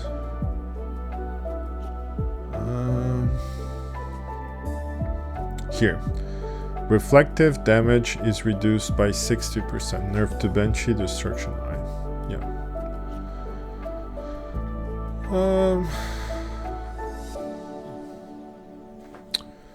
So yeah, if you want to build your Kataras, that's what I would suggest. I mean, my Kataras here, it's at the moment it's completely messed, but I would give a lot of damage reduction. HP is also really good for him because he also gets the buff on HP. He's going to be taunting the enemy, so like doesn't really matter if you try to bypass somehow with some strategy the HP. So just give some HP, give a lot of damage reduction, give armor. As for artifact, you can use something like the Spirit Song necklace if you want to get that first life recovery before Blood Rage. You can also, there are so many, like the defensive, you can explore some options. I would just, the only thing, like the regular options like the Spirit Song necklace, I mean, if you have the Devil's Shield, great option. If you have the book, it's also viable. Any defensive is fine. Even the shield works fine. I would point out that if you're doing some PvE, like adventure mode or ancient land or whatever, you can actually think of using something like Holy Wings. And the reason why you would do something like this is because of the dodge. You know that Kataras is going to have the death immunity, so even though like it's, oh, use Spirit Song to get the HP back, but then again for adventure mode, usually like the enemies are so strong that they are able somehow sometimes even to one hit KO you. And if you have something like Holy Wings, you can dodge the damage, and it can be even better than recovering the health from the necklace. So Holy Wings is a very interesting, very strategic option to use on Kataras. For PvE mostly. I think if you go with Holy Wings on PvP, that would be probably very gritty. You could go, not saying you cannot, but for PvP I would probably go with something defensive and not exactly Holy Wings, but it's an option, I would say that. As for the gems here, I would probably recommend the Dove for the damage reduction. I would also recommend this one, which is the Soul Gaze for the crit resistance. And then as for the dark, you can, well, here the crit, you can go either crit damage resistance, which I think is pretty solid. You can also go with Firefly, by the way. Firefly is also a pretty interesting option to get the debuff resistance. And as for the dark ones, so we have Dragonstone, which gives speed, which is not bad. Sunlit gives the debuff heat, which is not necessary. Bloodstone gives crit damage, which is not necessary. Orchid gives crit, which is not necessary. Malachite gives armor penetration, not necessary. Veinstone skill damage, not necessary. So I would say probably the best option is really speed here. I would just go like this. And then you have the damage reduction, you have the debuff resistance or the crit resistance, and then you have some speed. That's probably what I would recommend. And you can also use the runes. Besides Guardian, you can use something like the rune to grant evolution, to grant some HP. So this is the build I would recommend to Kataras. It was a much longer guide than I expected. I had planned for today also do some wish boss, but I'm considering doing tomorrow, to be honest, because I already spent way too much time today. So it's up to you guys who are in the chat. Like, do you have any other questions? Do you want to see some matches, or maybe one match that I can bring up before here? It's currently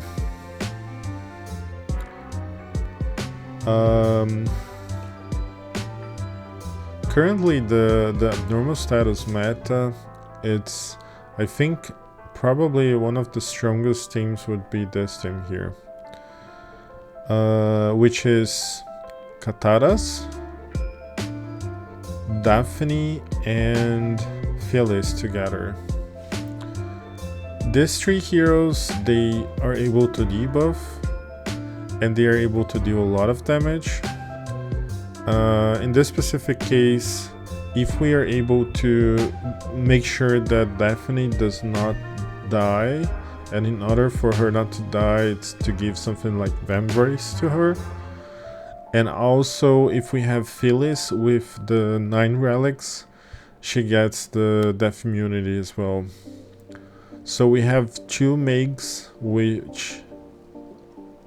that should be somehow fragile, but they are actually life or death resistant, because Phyllis has the death immunity with the 9 relics, and her Daphne has the Vambrace, so they are very hard to die here, and they debuff the enemy and they do a lot of damage.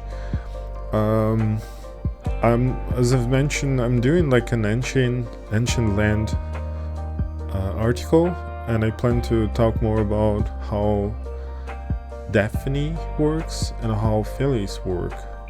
And we have to understand, Daphne is the queen of PvE, so ancient land, adventure mode, like those modes, like she's good. Daphne is really good. But then for PvP, the queen is actually the Crimson Queen, the Phyllis, and she's the one that she's going to deal a lot of damage. It's gonna escalate, and this time here with Nyx, very strong tank, very good supporter. We also made a short guide on Nyx one last time. Very strong. And so this time is like you can see here, I think, you know who you guys know Edwastra, but he's really strong, has a really solid account, zone 47, very strong player, has 52% will. He has on the wheel, if you go check, like the mage robe, damage received by nightfalls, and also the humans. Like he has a very strong account. Like it's insane how strong he is. But then if you look at this matchup, and I think it's very interesting to show, Bunny is actually using a Transcendent Kataras, one Legendary plus Nyx, and one Transcendent plus Phyllis. It was actually Transcendent plus when he attacked it, if I'm not mistaken. I think Bunny just got an extra copy, because I recall having only Transcendent plus. And it destroyed Edwastra's teams here. And Edwastra was using Kataras, Belial, Isolde, Nyx, and also Natalie. But like there was no pair, like no match against a Vambrace, Daphne, and a 9 relic Phyllis here. Like no matter, we know that Porcelain is strongly countered by Kataras, but they don't even survive until the end of the round 1 here. Let me speed up 4 times so we can see. his Porcelina will try to do some damage, but here the Nyx is already calling the Phyllis to act,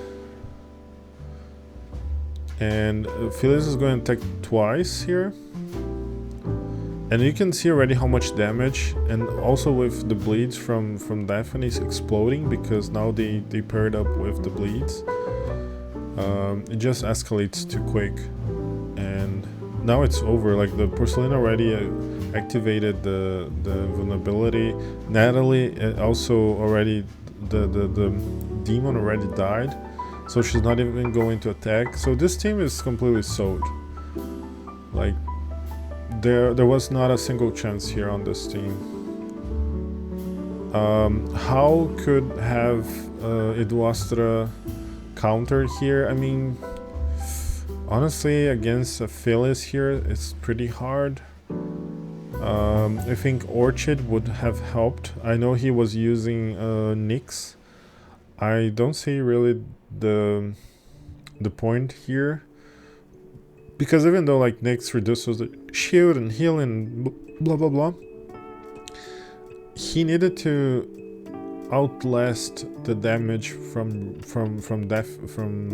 Phyllis, and he had no way to withstand that, to survive that. So I would say probably here we really missed a healer, and Yoder, to be effective, he would have needed to have something like energy to... Oh, hold on, the Yoder can also have the exclusive artifact in 30 to use this Q on round 1, right? So he has to be quick, and Orchid's definitely better. If he had Orchid, it was one step, but then again, against the trio here, Kataras, Phyllis, and Daphne, it's pretty hard. He would not be able to deal as much damage. He would not be able to kill his Daphne because of the Vambrace, and will not be able to kill Daphne because of the relics. So this is gone. And tonight, Poseidon is going to play against Bunny. What we see here is Poseidon is using Kataras, Yoder, Wolfcarve, Porcelina, Daphne, and Sophia. Oh, this is also done. To be honest, I don't think Poseidon stands a chance. He's using 3 damage dealers. No supports. I mean, the support is Yoder and Wolfcarve. Wolfcarve will prevent Sophia and Porcelina from dying, but the issue is Porcelina already has the invulnerability, and Sophia, she will only have one instance, and as long as the enemy has a Katara, Sophia is going to try to kill Kataras. It's not going to deal. She is not going to be able to kill Bunny's Daphne or Bunny's Phyllis. So those heroes here are not able to kill Bunny's back row. So if you're in the zone 47, for sure bet on Bunny here. Bunny will win for sure. Yeah, I haven't checked many other zones, but I think this is for today. I've seen that some of you guys already left. I'm also pretty tired. It has been more than 2 hours. I did not do the wish boss, but then I can come back tomorrow, because tomorrow is the last day and I do need to do the wish boss. So if you have time, if you're free, come check tomorrow. I will do another stream now with the wish boss, trying some lineups. I haven't done it yet. If I look at my current, oh, I cannot see it here, or wish boss. So I really haven't done it yet, but tomorrow I plan to do it. Not sure if I will beat Joy Boy. Last time I beat him, but let's see. Tomorrow we will find out. I don't know who is still here. Mandy. I see some names here. Mandy, Oscar, Sparrow, Eligi, Electrics. By the way, I'm gonna switch to Português. Se tiver alguém que tá aqui ainda, que eu vi que a Lidiane tá, ou alguém que quer perguntar alguma coisa exclusiva em português, pode perguntar. But I thank you everyone that spent some time with me, and I hope to see you next time. So I'm just going to change my overlay.